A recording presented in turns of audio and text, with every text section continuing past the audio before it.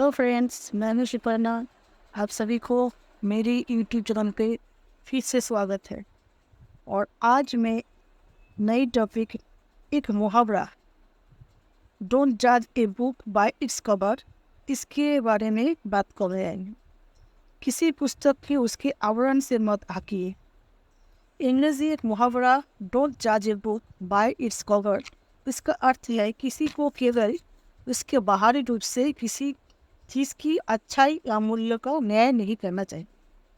किताब की कवर देखकर हमें किताब की अंदर क्या है ये पता चल नहीं सकता।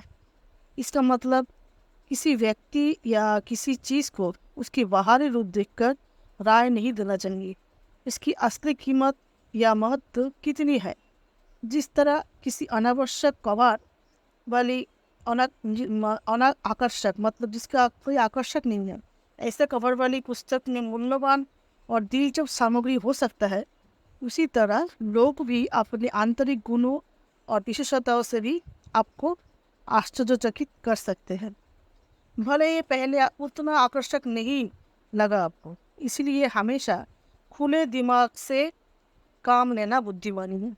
अगर आप किसी अच्छे दिखने वाले व्यक्ति को देखते हैं तो आप सिर्फ उसकी त्वचा का रंग, शारीरिक विशेषता और शायद ऐसा नहीं देख सकते हैं, लेकिन बाहरी इस रूप रंग के आधार पर ही अपना मन नहीं बना सकते।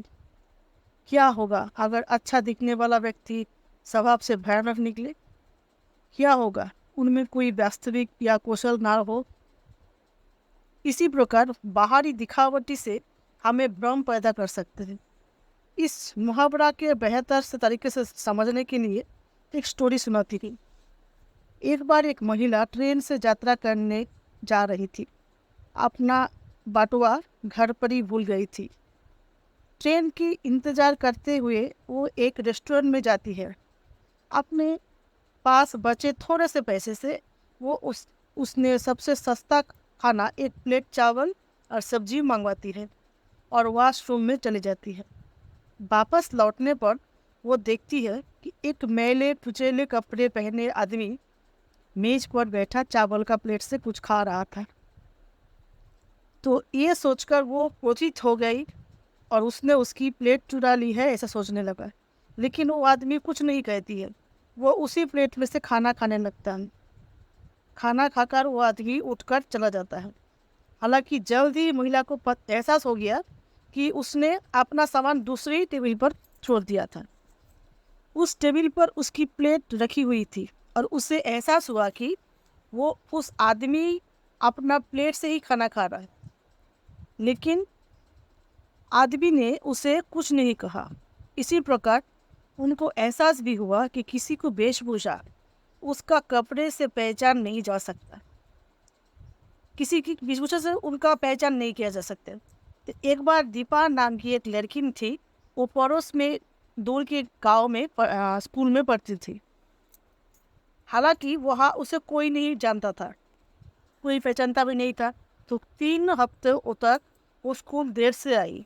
लेकिन हर बार जब वो स्कूल देर से आती थी तो उसके शिक्षिका कभी नहीं पूछते थे वो देर से क्यों आई।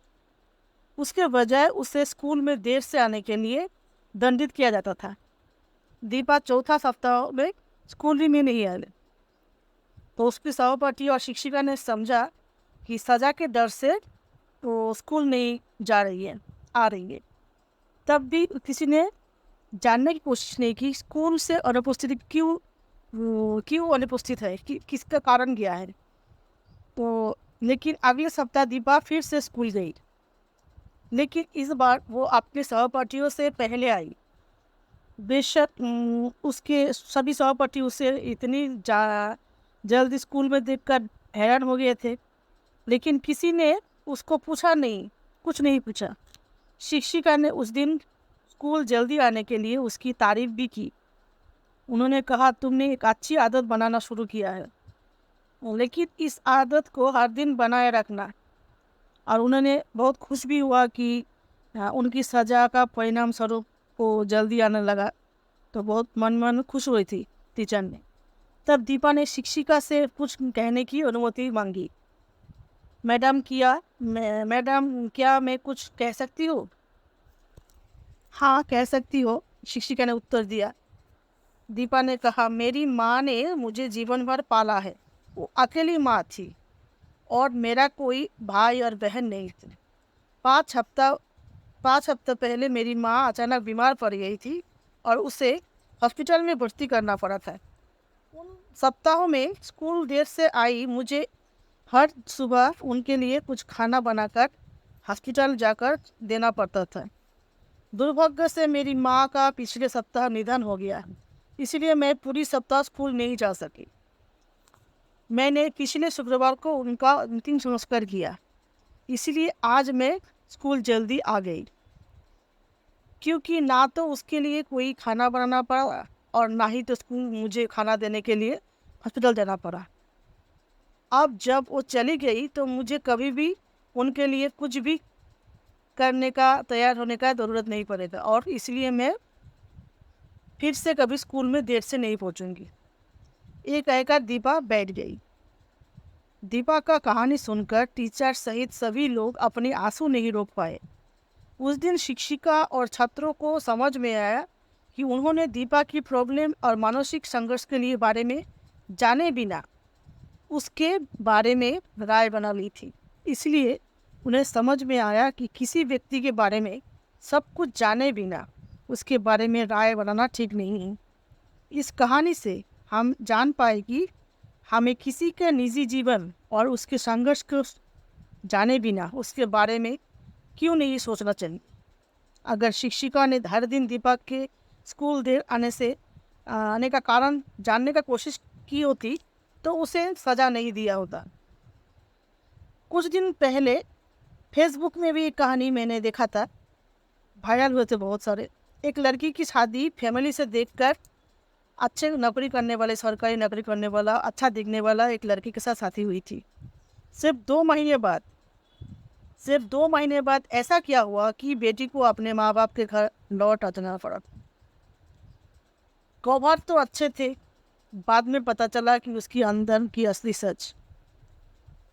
लड़की की हस्बैंड फेसबुक में वोमेन्स की गंदी मैसेज करते थे। जब उस लड़की ने पकड़ लिया कि हस्बैंड की करतूत, तब वो उसका हस्बैंड वाइफ को मारा पीटा, उसका बाल कटवा दिया। आजकल ये आम बात है, बहुत सारे मैन वोमेन्स को फेसबुक में मैसेज करते हैं, डिस्टर्ब करते हैं। देखने में तो ठीक ठाक होते हैं, अच्छे अच्छे प्रोफाइल बना के रखते हैं, लेकिन कवर के अंदर कुछ और भी निकलते हैं। किसी की इंसान की असली पहचान उसकी मानवीय भूल है। आजकल फेस रीडिंग और मनोविज्ञान की मदद से कुछ हद तक व्यक्ति की व्यक्तित्व का पता लगाने का प्रयास कर रहे हैं। प्राचीन ग्रंथों में भी मनुष्य के व्यक्तित्व को अनुमान लगाने का कुछ उपाय थे।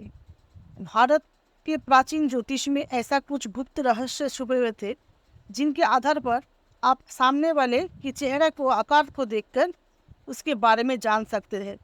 जिस तरह हस्तरेखा या कुंडली अध्ययन से पता लगाया जाता है। पुरानी हिंदी फिल्म का एक गाना है ना, गीत हम सभी को याद है शायद, दिल को देखो चेहरा ना देखो, चेहरे ने लाखों को लूटा, दिल सच्चा और चेहरा झूठा। तो समाज में बहुत सारे व्यक्ति को सामाजिक व्यवहार ऐसा होता है कि अनुमान लगाना लगभग नामुमकिन हो जाता है।